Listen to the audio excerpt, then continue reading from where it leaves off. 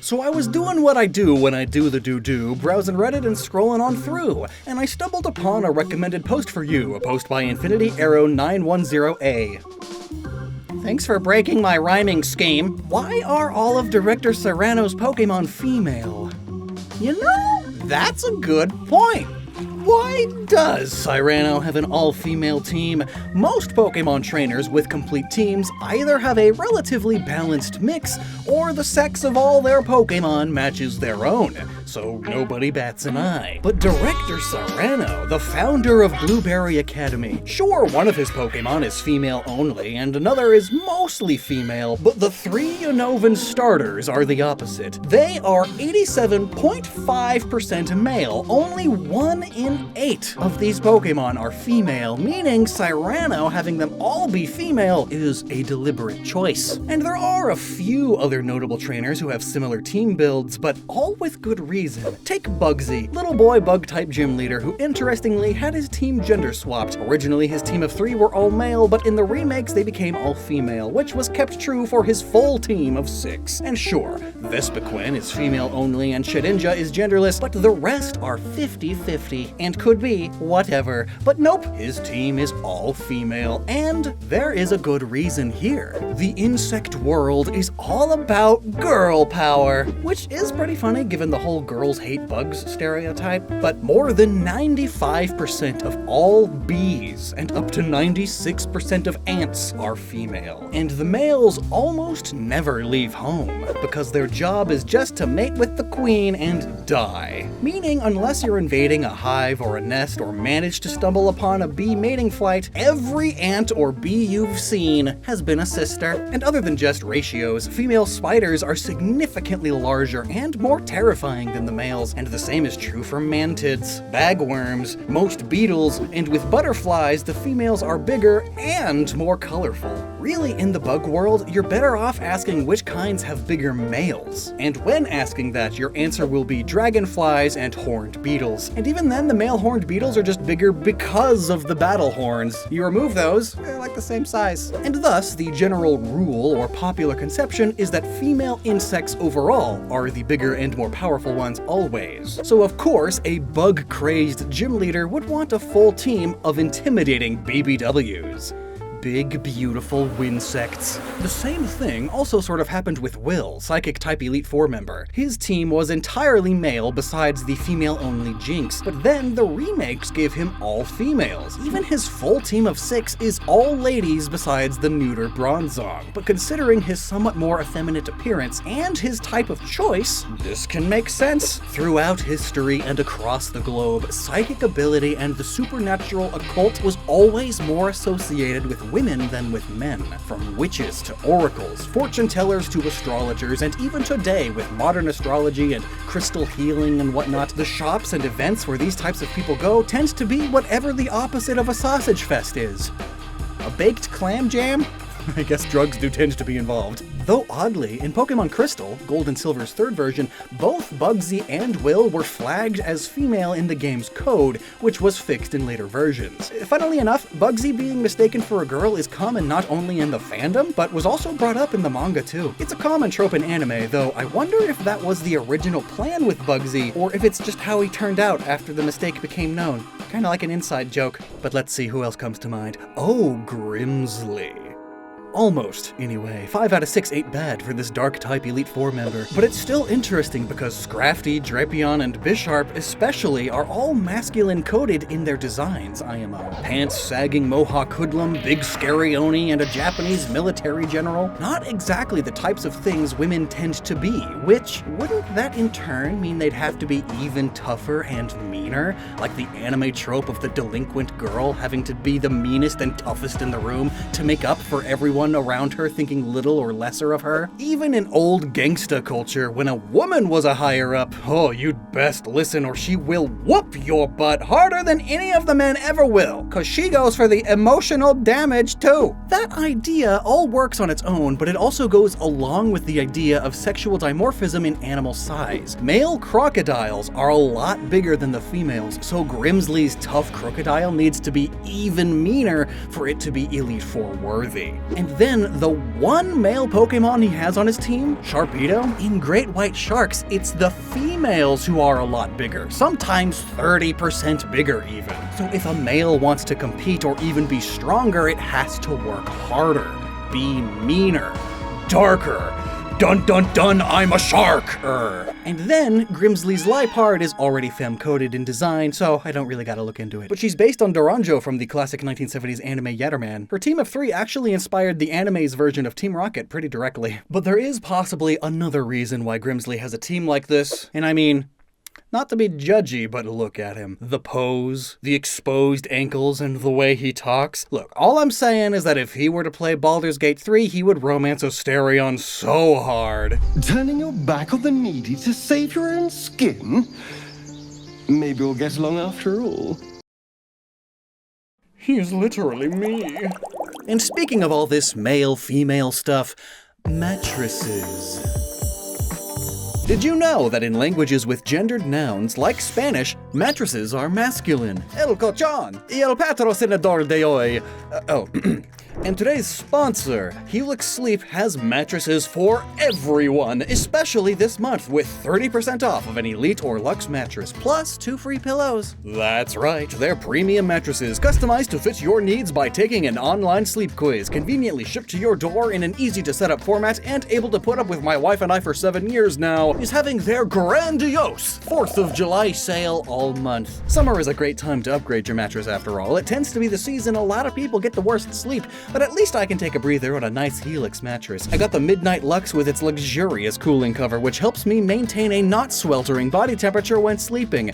Growing up, that was always my biggest sleep issue, but I grew up where the ambient temperature never dipped below 90 degrees even at night for 4 months out of the year and no AC. The heat was hot and the ground was dry, but the air was full of sound. A Helix mattress would have done wonders for me then. The fiberglass-free hybrid foam and spring system has made sleeping much less of a chore now. The comfort level difference is night and day. And of course, my cat Sasha approves too. So again, check out Helix with the link below, helixsleep.com/Lockstin, and check out their 4th of July sale, running all month, where you can get 30% off of an Elite or Luxe mattress plus 2 free pillows, or take advantage of 25% off site-wide. Muchas gracias por patrocinar. Looking back to Scarlet and Violet, Saguaro also has an all-female team, which honestly is not that surprising. The man breaks a lot of manly man stereotypes while still being a big muscly manly man. Sure, he's got the big mustache and the big muscles and the big chest and Dorito-shaped body, and he has the hairiest arms in the franchise, and that uber manly chiseled and angry resting face that he looks like he'd fit right into Tekken. And yet, he also loves pink and taking care of his hair, and he's the home economics teacher at the academy, teaching students about his biggest passions: cooking, baking, sewing. The man is manly and comfortable in his masculinity. He just happens to like traditionally girly things, including femme-coded Pokemon. And if he were ashamed or felt embarrassed by feminine things and thus avoided them, he'd only be less manly. Between his 2 teams, he's got 3 female-only Pokemon, 3 Pokemon who are femme-coded in design, and a Pachirisu, who is super cute, fluffy, soft, gentle squirrel, who is also just a big hit with the girls. Always. Saguaro made his team this way simply because that's what he likes. The dude is confident and a role model for sure, and that's likely all that went into designing a team for him, which brings us to our original question. Why does Cyrano have an all-female Pokemon team? It was clearly intentionally done that way, but he doesn't exactly strike me as in touch with his femininity in the same way Saguaro is. Rather, he's like a rich, middle-aged gentleman. Notably, he's also one of the very few trainers to have a wedding ring on, and just look at him. Long, tan, and handsome. And also rich, and a gentleman in a position of power. Confident, even if a bit of a dork, he's charmingly so. So in all regards, quite good with the ladies. A ladies' man, as they say. Even in potentially being married already, he makes himself more attractive, as some studies suggest that being married already makes a man seen as more attractive,